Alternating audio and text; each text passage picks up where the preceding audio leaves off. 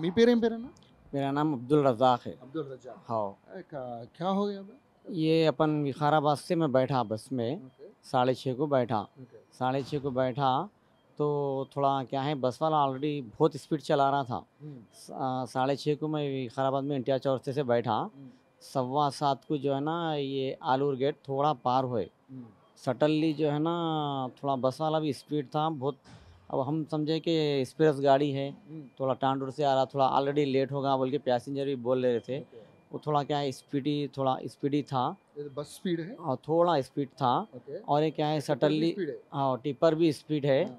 लेकिन ये दोनों से ज़्यादा क्या है रोड का ज़्यादा प्रॉब्लम हो गया। Road main problem. रोड बिल्कुल सही नहीं है, क्योंकि इतने लीडर हैं इतने वो है, लेकिन कोई काम का एक आदमी भी जो है ना, क्योंकि अपने को रोड बहुत ज़रूरी है। अपन जो है ना दुनिया का चालान, गाड़ियों पे कितना चालान, हर चालान, पीने वाले को चालान, हर किसी को चालान है, लेकिन अपने को रोड सही रहा तो हर चीज़ से अपन बचते। रोड बिल्कुल सही नहीं है, रोड टोटली रोड गलत है वो, क्योंकि रोड की बहुत बड़ी गलती है। अपन टिपर वाले की गलती बताओ, बस वाले की गलती बताओ, कोई भी कुछ भी नहीं कर सकता। अपन जा रहे मौत के मुंह में से, क्योंकि एक गाड़ी जाना भी है वो, जितना रोड है एक ही गाड़ी जाने का है, उसमें दो गाड़ी एक साथ जा ही नहीं सकता। कतई दो गाड़ी ऐसा अपोजिट में भी नहीं जाता, ऐसा पासिंग नहीं होता। टोटली जो है ना रोड की ज़्यादा गलती है, अपने लीडरों की गलती है। और यहाँ पे भी जो है ना कम से कम एक 200 आदमी लीडर आए इधर पूरा देखने के लिए, खाली देखने का है। खाली देखने के लिए आए। लेकिन कोई आदमी इतना, लोगों को इतना हुआ, कोई चीज़ ऐसा हाथ में पकड़ के कोई किसी को नहीं ला के दिया, क्योंकि जितना भी है ना पूरे गरीब आदमी ही थे। कोई भी पैसे वाला बस में नहीं जाता, पैसे वाला कार में जाता, गरीब आदमी। और जितने उसमें पैसेंजर थे, जो पढ़ने वाले बच्चियाँ और जो है ना काम पे जाने वाले, और इधर भी लेडीज़ है ना, उधर बताओ उधर लेडीज़ भी है ना, वो भी जो है ना लेडीज़ जो है ना वो हॉस्टलों में इसमें काम करने वाले आदमियाँ हैं जितने भी टोटली उसमें। मैं भी काम के लिए निकला, मैं विकाराबाद में क्या काम करते हो आप? मैं टाइल्स का वर्क करता हूँ, टाइल्स का वर्क करता हूँ। अभी इधर विकाराबाद में थोड़ा काम, हैदराबाद आ रहा है क्या? हाँ हैदराबाद आ रहा था, मैं काम पे जा रहा था जी। जो है ना अभी देखो इतना वो हो गया, अभी महीना 2 महीने तक रिकवर होना मेजर मेजर एक्सीडेंट हो गया पर मेजर मेरे को क्या हुआ इतना तक। और मैं जो है ना अपने कंडक्टर सीट के लाइन में ठहरे हुआ था, तो मैं ठहरे हुआ है तो इतना मेरे पास यहाँ तक देखो, हाँ ये छाते तक पूरा चिप्स आ गया। तो जैसा एक्सीडेंट हुआ ना, सेकंड में पूरा धूल अंदर, पूरा धूल आ गया। आने के बाद में जो है ना कुछ भी नहीं दिखा, वो धूल को अपन देखे तक जो है ना पूरा कंकर आ गया। हाँ पूरा। वो फिर भी जो है ना कोई दूसरे ड्राइवर गाड़ियाँ रोक के जो है ना आईने फोड़े, तो वो धूल जाने के बाद हम लोगों को दिखा। और जो ड्राइवरिंग लाइन में जो थे ना, एक सेकंड भी उनको नहीं लगा, पूरा ढप गए वो, पूरा ढप गए। और इधर भी सीटों के आदमी क्या करे, इधर भी तकरीबन यहाँ तक ढप गए। जो ठहरे हुआ आदमी था उसको यहाँ तक आ गया। टोटली जो है ना इसमें क्या है, हर किसी की गलती है, बस वाले की भी थोड़ी गलती है, और जो है ना लारी ड्राइवर की भी गलती है। सुबह के टाइम सब नींद में रहता, सुबह का टाइम सुबह 7 बजे हो गया। 7 बजे, हाँ 7:15 को हो गया। और टोटली ज़्यादा गलती बोल तो अपने लीडरों की है। और जो ना रोड का बहुत बड़ा प्रॉब्लम रोड का है, क्योंकि इतना साल पुराना रोड है वो।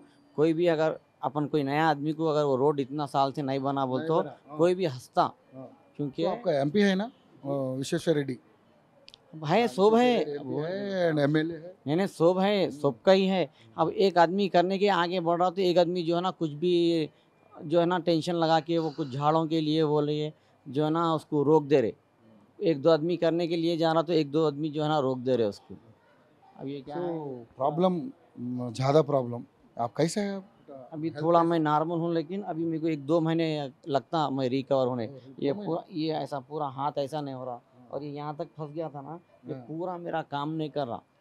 हाँ मैं अब यहाँ बैठे हुआ हूँ ना, ऐसा चल नहीं सक रहा हूँ मैं। 1-2 महीने मेरे को रिकवर होने लगता। हाँ ठहर सक रहे, लेकिन ज़्यादा वॉक नहीं कर सक रहे। सो टेक केयर बट देखेंगे क्या वो लीडर नया लीडर क्योंकि अब यहाँ पे भी जो है ना 100 आदमी आए, 100 लीडर पूरे बड़े बड़े आदमी आए। अरे गरीब लोग ही हैं, कुछ भी थोड़ा बहुत इधर कुछ तो भी उनसे जो हो सकता हेल्प कुछ तो भी। अरे पैसा नहीं तो नहीं, कुछ भी, कुछ फ्रूट रोज कुछ तो भी दे सकते हैं ना। मगर बेकार है इंसान क्या है, पैसे वाला सुकून में है, जो गरीब है, जो मेहनत करने वाला है ना, उन्हें परेशान है, उन्हें मरता।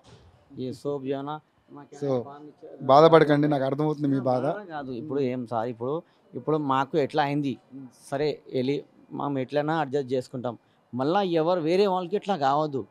అది ఒక్క మనిషికి అయితే వాళ్ళ ఇంత కుటుంబం ఉంటుంది, उसका पीछे कितना उसका फैमिली, माँ रहता, बहना रहते, भाई रहते, जोरू रहता, बच्चे रहते, वो एक आदमी कमाने वाला इतने लोगों का रहते उसके पीछे, तो ऐसा हो गया तो उसकी फैमिली क्या होना, उनका क्या हालत होना. मैं आगे के लिए बोल रहा हूँ. खैर अब जो भी हो गया, लेकिन आगे के लिए तो रोड का इंतज़ाम बहुत जल्द से जल्द कराने की कोशिश सब लोग करना. సో చూశారు కదండి, తను ఏమంటున్నాడంటే దాదాపుగా 200 మంది లీడర్లు వచ్చారు, కానీ వాళ్ళు ఓన్లీ ఖాళీ వాళ్ళ పలకరించి వెళ్ళడం తప్పితే వాళ్ళు పెద్దగా చేసింది ఏం లేదు, ఎవరికి రూపాయి ఆర్థిక సాయం చేసింది కూడా ఏం లేదంటూ కూడా మాట్లాడుతూ ఉన్నారు. ఇక్కడ డాక్టర్లందరూ కూడా చాలా నీట్గా పర్యవేక్షణ చేస్తూ ఉన్నారు. వీళ్ళందరూ కూడా తను కూడా ఆ బస్సు ప్రమాదంలో ఇబ్బంది పడినటువంటి వ్యక్తులే. ఎలా ఉందమ్మా, ఆరోగ్యం ఎలా ఉందమ్మా?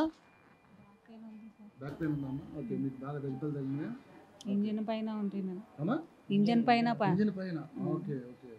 ముందల్లనే కూర్చున్నా, డోర్ వలగంగానే డోర్లోకి వెళ్ళి బయటికి లాగారు అనమాట. అమ్మా కంకర్లో మునిగిపోయినా, మొత్తం కంకర వచ్చి మీద పడిపోయింది.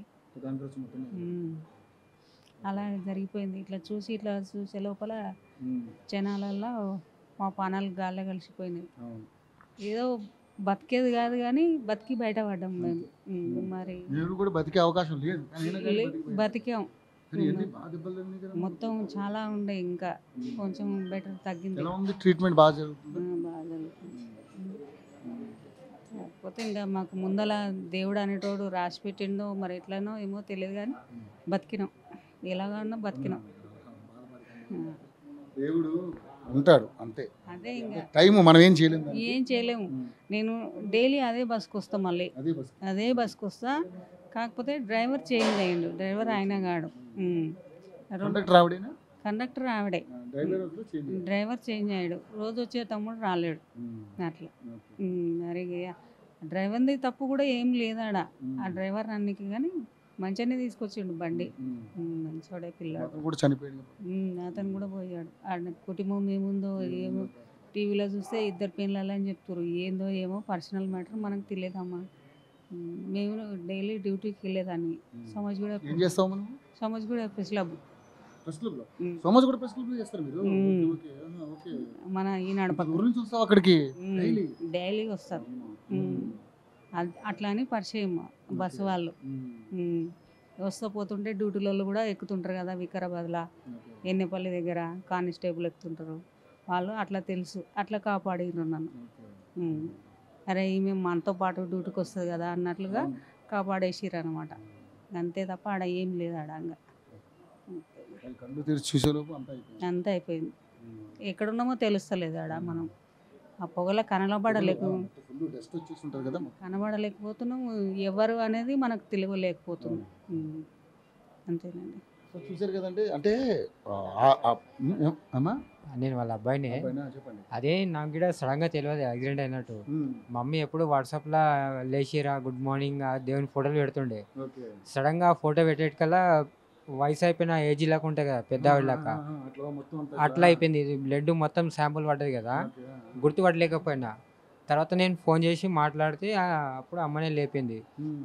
ఇట్లా యాక్సిడెంట్ అయిందిరా నాన్న అని చెప్తే అప్పుడు మళ్ళీ ఎంబడి హైదరాబాద్ నుంచి ఇక్కడికి వచ్చిన నేను హైదరాబాద్లోనే ఉంటానండి. మళ్ళీ అక్కడ వెళ్తే ఇక్కడ లేవు బాడీస్ అని అన్నారు. శివాల గదికి వెళ్ళమన్నారు. అక్కడ వెళ్ళాలంటే జర భయం అయింది నాకు. ఏమైంది కంగారు ఉండే నాకు.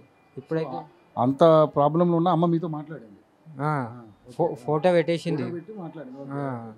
ఆ ఫోటో చూసి నేను ఇక కంగారు పడి వచ్చేసేసిన. అక్కడ అడిగితే నర్సులను అడిగితే ఇక్కడ లేదు అన్నారు. తెలియక మన చేలే బస్ స్టాండ్ దాంట్లో తిరిగిన పోలీస్ అని అడిగితే శివాల గది ఉంది అక్కడికి వెళ్ళా అన్నాడు. అక్కడ అడిగితే అక్కడ పోయి చూస్తే లైన్లో ఉన్నాయి, బాడీస్ ఉన్నాయి. దాంట్లో గుర్తుపట్టలేనంత పరిస్థితుల్లో ఉన్నారు. మళ్ళీ ఒక ఆయన ఫోన్ చేస్తే ఇక్కడ మహేందర్ రెడ్డి హాస్పిటల్ కాడికి రా తమ్ముడు అంటే వీడికి వచ్చిన నేను. అప్పుడు అమ్మని చూసినాకనే నాకు జర ధైర్యం కోలుకున్నా. లేకపోతే ఉన్నది ఒకటే తల్లి నాకు, ఒకటే తల్లి. ఎవరు లేరు, అన్న తమ్ముళ్ళు ఎవరు.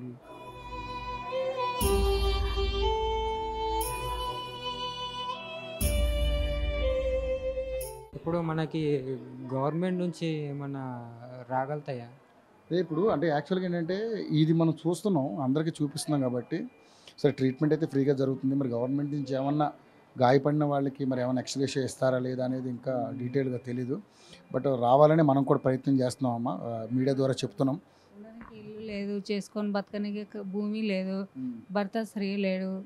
ఇగో ఒక అబ్బాయికి పెళ్లి చేసిన కోడలు మనమడు, ఇప్పుడు మళ్ళీ కోడలు ప్రెగ్నెంట్ ఉంది, ఎక్కడ లేవలేని పరిస్థితిలో.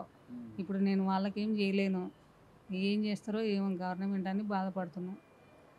చూద్దాం, గవర్నమెంట్ కూడా ఏమో సహాయం చేస్తుందని నేను కూడా ఆశిస్తున్నాను. ఆ సహాయం చేసే విధంగా మనం కూడా మీడియాలో గట్టిగా మీ గురించి చెప్పే ప్రయత్నం చేస్తామమ్మా. అదే ధైర్యం ఉండండి, అధైర్యపడకండి. అమ్మని జాగ్రత్త చూసుకోమ్మా, ఓకేనా? రైట్, చూశారు కదండి. అంటే రోడ్లు చక్కగా ఏమని రోడ్డు గురించి రోడ్లు ఫస్ట్ సరిగా ఏమని చెప్పండి. అలాగే ఇక్కడ ఎమ్మెల్యే ఎవరో తెలియదు, అతనికి రోడ్లు ఏమని చెప్పండి. 10 సంవత్సరాలు అయింది, ఆ రోడ్లు అట్లనే ఉంటున్నాయి. అట్లా ప్రభుత్వాలు మారుతున్నాయి కానీ అంతకుముందు బీఆర్ ప్రభుత్వం ఉంది, ఇప్పుడు కాంగ్రెస్ వచ్చింది. కాంగ్రెస్ అదే రోడ్లు. అదే రోడ్డు కేసీఆర్ ఉన్నప్పుడన్నా జర మంచిగా ఉండే రోడ్లు అప్పుడు. ఇప్పుడు అద్భుతంగా అయిపోయింది. ఈ రేవంత్ రెడ్డి వచ్చినాక ఏం పట్టించుకుంటలేడు, చేస్తలేడు. ఇంతవరకు మీడియా ముందా గిట్ట రాలేడు అసలు ఈ విషయంలో. సో ఎలక్షన్స్ ఉన్నాయి కదా, ఇప్పుడు ఎలక్షన్ మీద ఫోకస్ చేశారు అంతా. ఫోకస్ ఉంటే ఎలక్షన్లు ఇప్పుడు కాకపోతే తర్వాత పెట్టుకోవచ్చు మీటింగ్లు. యాక్సిడెంట్ అయింది కదా, వచ్చి చూసి పోతే ఏమవుతుంది ఆయనకి? సీఎంఏ కదా. ప్రజలు ముఖ్యమా, ఓట్లు ముఖ్యమా మీకు? సో చూశారు కదండి ఎంత ఆవేదన వ్యక్తం చేస్తున్నారు. వాళ్ళు జూబ్లీ హిల్స్ కాన్స్టిట్యున్సీ మీద ఫోకస్ చేసినంతగా వీళ్ళ మీద ఫోకస్ చేయలేకపోతున్నారు. సో యాక్సిడెంట్ అయ్యి వాళ్ళు ప్రజలే కదా, వాళ్ళ ఓట్లు వస్తేనే కదా, మా ఓట్లు వస్తేనే కదా నువ్వు గెలిచేది. మా ఓట్లు ఏంది, నువ్వు ఎట్లా గెలుస్తావు? మేము ఏంది ఎట్లా గెలుస్తావు నువ్వు? మమ్మల్ని పట్టించుకోకపోతే నిన్ను ఎందుకు గెలిపియాలా మేము? అంతేనా లేదా? న్యాయంగా కొట్లాడుతున్నామా మేము, అన్యాయంగా కొట్లాడుతున్నామా? మాకు కావాల్సింది రక్షణ. మాకు రక్షణ లేనప్పుడు మేము ఏ నాయకుడిని ఎన్నుకుంటే మాకేంటి లాభం? మాకు ఏంటి లాభం? ఈ కోటేసి గెలిపించి మాకేంటి లాభం? మాకు నిలువ నీడ లేదు. మరి ఎందుకు ప్రభుత్వానికి సంబంధించిన పథకాలు కూడా ఏమీ లేదు, మాకు ఎటువంటి పథకం లేదు. మాకు ఒంటరి మహిళ కింద 2,500 వేస్తా అని చెప్పిండే అప్పుడు. వాడు ఏది లేడు, ఇంతవరకు ఏమీ రాలేవు. లేదు, ఇది లేదు, ఇల్లు అన్నాడు, ఇల్లు లేదు, కరెంటు లేదు, ఏం లేదు, అన్ని బిల్లు కట్టుకుంటున్నాం. ఏమీ లేదు మాకు ఫ్రీ. మామూలుగా వస్తున్నాయి, అంత సన్నగా లేవు, అంత దొడ్డుగా లేవు, మీడియం సైజు వస్తున్నాయి. అవి మళ్ళీ బయట కొంటే 20 రూపాయలు. మళ్ళీ అవే సరిపోతాయా? అవే నెలంతా ఫ్యామిలీ మొత్తం డైలీ పొద్దున కూలీ చేసుకుంటే కానీ, పొద్దున లేచి చేనులో పని చేసుకుంటే కానీ తినలేము మనం. ఏడైనా పనికి పోవాల్సిందే, అంతే కదా. పవన్ కళ్యాణ్ గారి దగ్గర ఉంటారు కదా శ్రీధర్ బాబా, సుధీర్ బాబా, అతని పేరు తెలియదు. అతను వచ్చి పలకరించి జనసేన పార్టీ అయిన వాళ్ళు వచ్చారు, వచ్చి పలకరించేసి వెళ్ళిపోయాడు అతను. సో చూశారు కదండి. అంటే పార్టీలు ఎంతసేపు ఎలక్షన్ మీద ఫోకస్ చేస్తున్నారు తప్ప ఇక్కడ చాలామంది గాయపడిన వాళ్ళు, ఆ బస్ ప్రమాదంలో ప్రాణాలు అరిచేతులు పెట్టుకుని బయటకు వచ్చిన వాళ్ళు వీళ్ళంతా కోలుకుని నడవాలంటే వీళ్ళు ఇంకా చాలా హెవీ ఇంజూరీస్ అయింది కాబట్టి వీళ్ళు ఇంకా డిశ్చార్జ్ కాలేదు. మామూలుగా చిన్న చిన్న దెబ్బలు తగిలిన వాళ్ళందరూ కూడా వెళ్ళిపోయారు. నిన్న చాలామంది డిశ్చార్జ్ అయ్యారట. హెవీగా ఉన్న వాళ్ళు ఒక 8 మంది ఇక్కడ ఉండడం జరిగింది. కండక్టర్ అండ్ కానిస్టేబుల్, అదేవిధంగా వీళ్ళంతా కూడా కొంచెం బాగా హెవీగా.